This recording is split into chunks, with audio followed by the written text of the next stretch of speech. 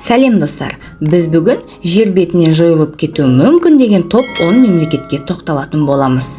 Әлемде елдердің саны бүгінгі таңда өзгеріп келеді. Мемлекеттер тұрақты түрде құрылып және жоғалып та кетуде. Бұған әлемдік тұрақсыздық жағдай ықпал етеді. Біз бірнеше 10 жылдықта әлемнің қандай болатынын нақты білмейміз. Бірақ біз жақын арада өмір сүруін тоқтату мүмкін деген заманауи елдерді білеміз. Ғалымдардың болжауында бірнеше себептер бар. Жалпы олай болса, сол елдерге тоқталып өтейік. 10-шы орында Мальдив аралдары. Осы тізімде басқа елдермен салыстырғанда Мальдив аралдары экономикалық және саяси факторлар әсеріне емес, керісінше оған табиғаттың өзі қауіп төндіруде. Бұл арал баяу, бірақ сөзсіз су астына кетуде. Мамандардың болжамы бойынша 2100 жылға дейін Мальдив аралдары теңіз деңгейінен небәрі 1,5 метр биіктікте қалуы болжануда. Қазірдің өзінде ел үкіметі жер сатып алу және елді басқа жерге көшіру мүмкіндігін қарастыруда. 9-шы орында Палестина. Бүгінгі таңда Палестина өз экономикасы мен бекітілген шекаралары бар жеке тәуелсіз мемлекет болғанымен, бұл аймақтың тәуелсіздігі туралы даулар әлі де шешілмей келеді. Палестинаға өз құқығын талап ететін негізгі үміткер көрші ол Израиль. Жалпы Израильдің экономикалық және саяси дамуын ескерсек, жақын арада Палестина өз өмір сүруін тоқтатуы әбден мүмкін. 8-ші орында Ирак.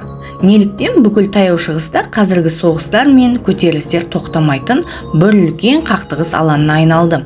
Бұған бір кездері ең ірі Европалық империялар кінәлі. Соңғы уақытқа дейін Ирак британдық колониялардың бірі болды.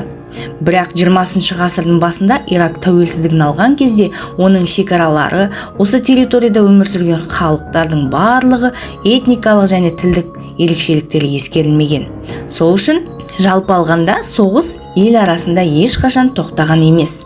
Қазірде елде бытыраңқылық басталып, мемлекет жойылу үстінде. Солтүстігінде күрдтер, батысында сунниттар, оңтүстігінде шииттар басқарып келеді. 7-ші орында Солтүстік Корея. Әлемнің қалған бөлігінен оқшауланған бұл ел өзін ұзақ және азапты өлімге душар етті.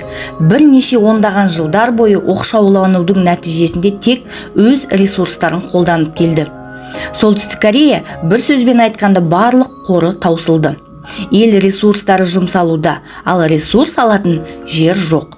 Өнеркәсіптік капитал таусылды. Нәтижесінде ақша азайып, халық аштыққа ұшырау үстінде. Мұндай жағдайда елдің екі ғана жолы бар.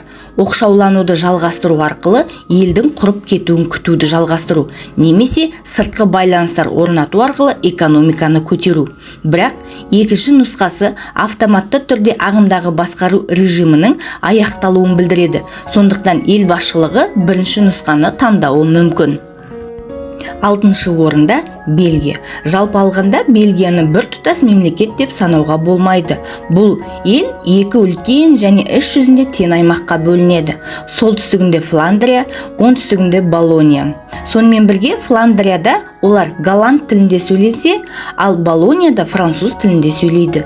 Сонымен қатар Бельгияда тағы бір шағын, бірақ бөлек неміс тілінде сөйлейтін қауымдастық бар. Елдің бай солтүстігі бөлігі ұзақ уақыт бойы күресу нәтижесінде жеке автономияға қол жеткізді, ал кедей оңтүстік бөлігі әлі күнге дейін қаржыласу үстінде. Мемлекеттің жойылып кетуіне ішкі бытыраңқылық тікелей әсер ететіні сөзсіз. 5-ші орында Испания. Ұлыбритания сияқты бұл мемлекет өз ішінде бытыраңқылықты бастан өткеруде. Ішкі толқулар нәтижесінде Каталония билігі Испаниядан бөлініп, Каталония республикасының тәуелсіздігін жариялады. Испанияда мұндай тәуелсіздік үшін күресетін провинциялар әлі де көп. Жалпы бұл бүкіл ел біртекті емес. Оның түрлі бөліктерінде әртүрлі тілде сөйлейтін мүлдем басқа мәдениетті адамдар тұрады. Сондықтан Испаниядан бірнеше ондаған жылдар өткен соң ештеңе қалмауы да мүмкін. 4-ші орында Ұлыбритания.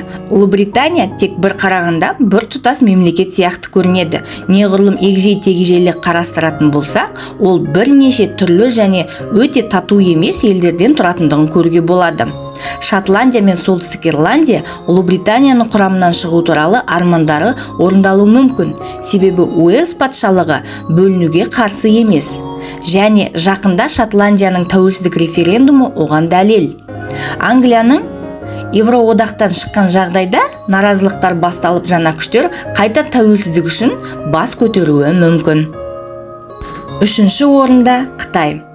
Қытай Коммунистік партиясы 21 ғасырда ескі батыстық әріптестерінің үлгісімен елді басқарып келеді. Бір қарағанда және бәрі жақсы болып көрінуі мүмкін, бірақ елде жағдай жақсы емес. Әлеуметтік шиеленіс күн сайын артып келеді. Байлар мен кедейлер арасындағы теңсіздік артқандықтан, қала тұрғындары мен ауыл тұрғындары арасындағы табыс алшақтығы, жұмыссыздықтың өсуін байқаймыз. Бұл таңғаларлық емес, бірақ Қытайдың ең маңызды мәселелерінің бірі ол терроризм, әсіресе батыс провинцияларында. Сонымен қатар қоршаған ортаның ластануы, елдің көптеген аудандарында қазірдің өзінде топырақ, жер және гидросфераның уланғаны соншалықты өмір сүруге қолайсыз. Кейбір сарапшылардың пікірінше, Қытай 2050 жылға қарай ауыз су қоры толығымен таусуы мүмкін. Екінші орында Канада. Бұл тізімдегі тағы бір күшті және өте тұрақты болып көрінетін ел Канада. Көптеген жылдар бойы Канадада Квебек сепаратистік қозғалысы деп аталатын қозғалыс болды. Оның негізгі мақсаты Квебек провинциясының Канададан бөлініп және оның тәуелсіздігін мойындау. Бұл қозғалыс өте үлкен саяси қоғамдық күш. 2006 жылдары олар Канада үкіметі мен Квебектің ЮНЕСКО-ға қауымдастығына мүше болуы туралы келісімге келді. Егер Квебек бөлініп кетсе, бұл басқа да франко тілді провинциядағы жағдайды күшейтіп, ел ішінде тәуелсіздік үшін күрестерге бастама болады. Канадада осылайша жеке мемлекеттер пайда болуы әбден мүмкін. Бірінші орында Америка Құрама Штаттары. Америка Құрама Штаты жалпы бірегей ел. Ондағы әрбір мемлекет федерацияның тең құқылы субъектісі болып табылады. Өзінің конституциясы, заң шығарушы, атқарушы және сот билігі бар. Әртүрлі штаттардың заңдары түбегейлі өзгеруде мүмкін, бірақ штатта рұқсат етілген нәрсе келесі бір штатта қатаң жазаланады. Сондықтан кейбір штаттар соңғы уақытта тәуелсіздікке ұмтылуда. Мұндай жағдайда әсіресе Техаста орын алды. Мұнда Техас Республикасы саяси ұйымының бұрыннан белсенді жұмыс жасап келетінін байқауға болады. 2017 жылдың басында және Калифорнияда Калифорния Республикасының бөліну қозғалысы қарқын алды, бірақ референдум ешқашан ұйымдастырылмаған. Жаңа Орлеан тіпті Ақ үйге Луизианаға егемендік беру туралы петицияда тапсырды. Шындығында солтүстік пен оңтүстіктегі соғыстан бері 100 жылдан астам уақыт өткеніне қарамастан, бұл екі мәдениеттің айтылмаған қақтығысы жалғасуда. Егер осылай жалғаса берсе, онда көптеген штаттар тәуелсіздікке ұмтылады. Видео ұнаса, комментарий жазып, өз пікіріңізді қалдырсаңыз болады.